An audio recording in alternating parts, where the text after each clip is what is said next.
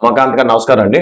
నమస్కారం అండి. ఒకసారి మీ నాన్నగారు చరిత్ర అంటే మీ నాన్నగారు పెట్టి ఇక్కడ 46 ఏళ్ళైందో 41 ఏళ్ళైంది. మీ నాన్నగారి పేరు అంటే మీ నాన్నగారి దగ్గర 3 తరాలుగా చేస్తున్నారు కదా! మీరు, మీ అమ్మాయి గారు కూడా డాక్టరే. అవునండి. కొద్దిగా మీ నాన్నగారి గురించి చెప్పండి సార్. మా నాన్నగారు డాక్టర్ కృష్ణమూర్తి గారి అండి. ఈ ఈస్ట్ అండ్ వెస్ట్ గోదావరిలో బాగా అందరికీ ఫిజిషియన్ కింద సుపరిచితులు. ఆ టైంలో నాన్నగారు ఇక్కడ రాజమండ్రికి 1978లో వచ్చారండి. అంతకుముందు కడపలో ఒక 4 సంవత్సరాలు పనిచేశారు. తర్వాత ప్రొఫెసర్ అండ్ అసిస్టెంట్ ప్రొఫెసర్ కింద కర్నూలు మెడికల్ కాలేజ్‌లో పనిచేశారండి ఒక 14 సంవత్సరాలు. పనిచేసి గవర్నమెంట్ సర్వీస్‌లో ఉండగా ట్రాన్స్‌ఫర్ మీద ఇక్కడ రాజమండ్రి గవర్నమెంట్ హాస్పిటల్‌కి వచ్చారండి. అసిస్టెంట్ సివిల్ సర్జన్ కింద.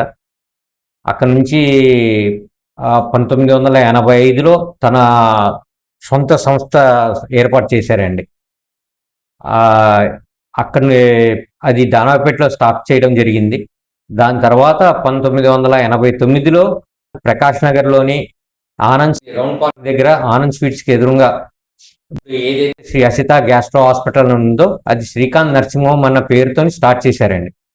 అప్పటి నుంచి రమారమి ఒక 40 సంవత్సరాలు మా నాన్నగారు ఫిజిషియన్ కింద ప్రాక్టీస్ చేశారండి. స్టార్టింగ్లో ఆయన బాగా హార్ట్ ప్రాబ్లమ్స్, న్యూరలాజికల్ ప్రాబ్లమ్స్ అంటే నరాల ప్రాబ్లమ్స్, ఈ స్ట్రోక్ ప్రాబ్లమ్స్ ఇవన్నీ కూడా బాగా హ్యాండిల్ చేసేవారండి. ఆల్మోస్ట్ ఆల్ మా నాన్నగారు రాజమండ్రిలో మొదటి ఫిజిషియన్లో ఈయన ఒకరు. ఈయన స్పెషాలిటీ ఏంటంటే హార్ట్ ప్రాబ్లమ్స్, హార్ట్ అటాక్లు అవన్నీ కూడా బాగా హ్యాండిల్ చేసేవారు. సో ఈ విధంగా ఈయన కార్డియాలజిస్ట్ అనేసి చాలామంది అనుకునేవారు. అంతేకాకుండా మన గవర్నమెంట్ హాస్పిటల్లో కార్డియాక్ ఐసీయూ కూడా ఫస్ట్ టైం ఈయనే స్టార్ట్ చేశారండి.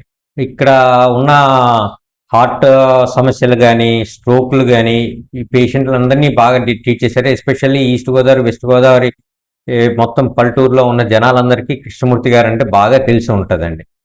ఆయన ఫిజిషియన్, హార్ట్ కార్డియాలజిస్ట్ కింద, న్యూరాలజిస్ట్ కింద. మా మిస్సెస్ అండి డాక్టర్ వసుధ గారు, తను ఈఎన్టీ స్పెషలిస్ట్ అండి. తను కూడా నాతో పాటే ఇక్కడ ప్రాక్టీస్ చేస్తుంది. మా నాన్నగారు ఇక్కడ రాజమండ్రి ప్రజలకి వాళ్ళ జబ్బులు ఏంటి అనేది తెలియడం గురించి, ఇంకా మంచి సేవలు అందించడం గురించి, మెరుగైన సేవలు అందించడం గురించి ఆ టైంలో మొదట్లో స్కానింగ్ సెంటర్కి వాటికి ప్రమోట్ చేసి మిగతా డాక్టర్లందరితో కలిసి స్కానింగ్ సెంటర్ స్టార్ట్ చేయడం జరిగింది. దాంతోని కొన్ని జబ్బులు ఏవైతే ఇంతకుముందు డయాగ్నోస్ అవ్వక హైదరాబాద్కి అక్కడికి పంపించాలో అలాంటి కేసెస్ అన్ని కూడా ఇక్కడ హ్యాండిల్ చేసేవారండి. మా రాజమండ్రి పుర ప్రజలకి మెరుగైన సేవలు అందించడం గురించి, మెరుగైన డయాగ్నోసిస్ చేయడం గురించి మిగతా డాక్టర్లు అందరితో కలిపి ఫస్ట్ టైం అల్ట్రాసౌండ్ స్కానింగ్ పెట్టడానికి ఇనిషియేట్ చేశారు. దానికి తోడు కొన్ని రక్త పరీక్షలు అవి కూడా ఇంతకుముందు ఏవైతే రాజమండ్రిలో దొరకడం లేదో అవన్నీ కూడా దగ్గరలో దొరికే విధంగా డాక్టర్లందరి సహకారంతో అవన్నీ ఇక్కడ రాజమండ్రిలో పెట్టి స్టార్ట్ చేయడం జరిగింది. ఇంకా దీనివల్ల ఏంటంటే ఇక్కడ ఉన్న జనాలకి ఇంకా మెరుగైన సేవలు అందించగలిగేవారండి. సార్ అంటే స్కానింగ్ అనేది ఆ టెక్నాలజీ ఆ రోజుల్లో కొత్త అండి. ఆ రోజుల్లో కొత్త అండి. అంతే ఆ రోజుల్లో కొత్త. అప్పుడు రాజమండ్రిలో లేదండి. నాన్నగారు వాళ్ళు మొదట్లో ఫస్ట్ టైం స్టార్ట్ చేశారండి. అంటే ఇంకా పేషెంట్స్ కి వెంటనే డిసీజ్ ఇంకా మనం డయాగ్నోస్ చేయడం గురించి. తర్వాత అండి దాని తర్వాత ఇంకా అది కంటిన్యూస్గా చేసేవారండి.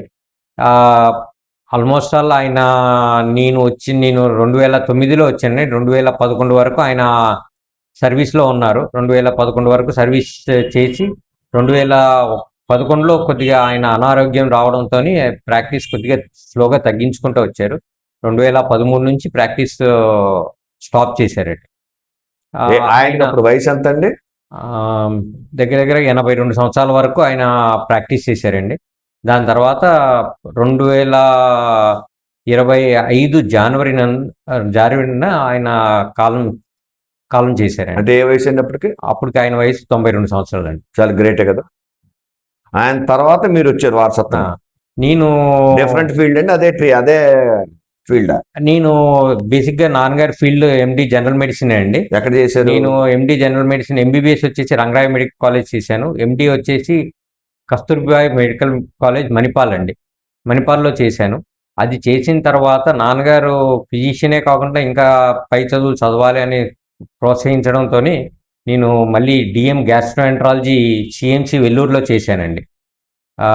రాయవెల్లూరులో డిఎం గ్యాస్ట్రోఎంటరాలజీ చేసి దాని తర్వాత నిమ్స్‌లో అసిస్టెంట్ ప్రొఫెసర్ కింద కొన్ని రోజులు చేసి దాని తర్వాత సెయింట్ జాన్స్ హాస్పిటల్ మీరట్‌లో కొన్ని రోజులు ఈఆర్‌సిపి అనేది ఇక్కడ చేసేవారు కాదండి. ఈఆర్‌సిపి చేయడం వల్ల ఏంటంటే మన బైల్ డక్ట్‌లో వాటిలో బైల్ డక్ట్ అంటే పిత్తనాలండి. పిత్తనాల్లో స్టోన్స్ అవి ఉన్నప్పుడు ఫీవర్ రావడం, జ్వరం రావడం, తర్వాత పచ్చకామలు రావడం, కుడివైపు నొప్పి రావడం ఇలాంటి వాటికి ఏంటంటే ఈఆర్‌సిపి అనేది ఒక ట్రీట్మెంట్ అండి. ఆ అంటే ట్రీట్మెంట్ అప్పుడులో డిసీజ్ ఎక్కువ ఉండేదండి. ఆ ట్రీట్మెంట్ ఇప్పటికి కూడా ఉందండి.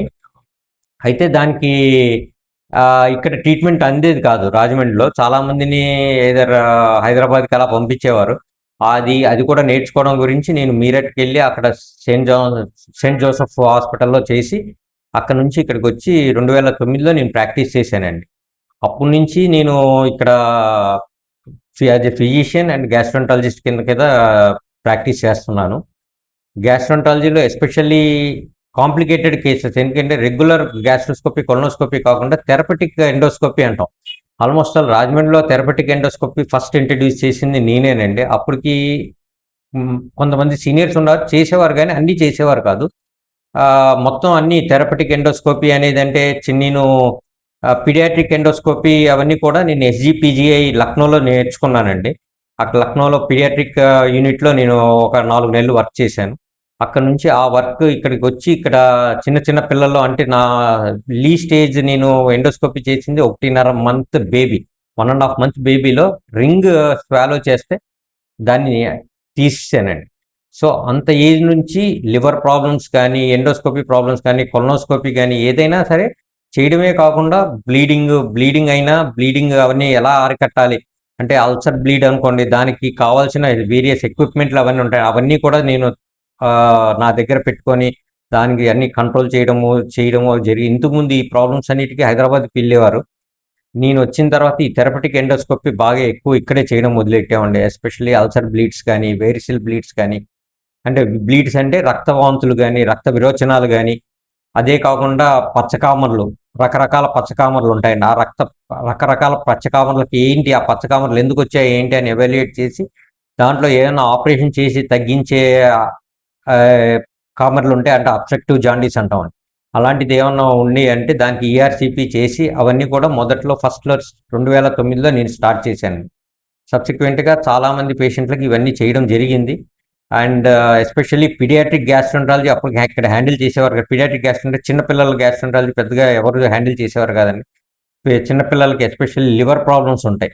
అంటే చిన్న పిల్లల్లో పచ్చకామలు రావడం గానీ, అరుగుదల లేకపోవడం గానీ, విరోచనాలు రావడం గానీ, కడుపు ఉబ్బరం రావడం గానీ, ఇలాంటివన్నీ హ్యాండిల్ చేసేవాడిని. అంతేకాకుండా చిన్న పిల్లలు ఏమన్నా పొరపాటున మింగేస్తే అవన్నీ తీయగలగడము.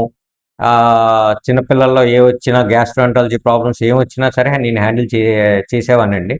సార్ మీరు చెప్పే అన్ని కూడా ఏజ్ లిమిట్ ఉందా? ఏజ్‌కి దానికి సంబంధం లేదు. ఈ డిసీజ్ ఏజ్‌తో సంబంధం ఏం లేదండి. అంటే వేరియస్ ఏజ్ డిసీజెస్ ప్రకారం ఏ ఏజ్‌లో ఆ ఏజ్‌కొచ్చినప్పుడు నేను చేశానండి. One of my best procedure ఏంటంటే ఒక 3 మంత్స్ బేబీకి ఏంటంటే అన్నవాహికను ఊపిరి దారి 2 మూసుకుపోయాయండి. అది ఆపరేషన్ చేసి 2 పెద్దగా చేసి కలిపారు. బట్ సమస్య ఏంటంటే ఆపరేషన్ చేసిన సైట్ సన్నబడిపోయి ఆ అబ్బాయి ఏమి తినగలిగేవాడు కాదు. తినడానికి కష్టపడేవాడు. అలాంటిది ఎవరు చెయ్యము అనేసి వాళ్ళు గుంటూరు పేషెంట్ చుట్టుపక్కలంతా కూడా తిరిగొచ్చారు. ఎక్కడ ఏమీ అవ్వకపోతే నేనే ఫస్ట్ టైమ్ అది డైలేట్ చేశాను. ఆ అబ్బాయి అప్పుడు డైలేట్ చేసినప్పటి నుంచి బాగా తినగలిగేవాడు. బాగా పెద్దగా అయ్యాడు. ఇప్పుడు నాకు తెలిసి ఒక 20 సంవత్సరాలు వచ్చిండొచ్చు ఆ అబ్బాయికి. వెయిట్ గెయిన్ అవన్నీ అయ్యాయి. సో, అలాంటి కాంప్లికేటెడ్ ప్రొసీజర్స్ అన్నీ కూడా ఇక్కడ మేము 2009 నుంచి చేస్తున్నామండి.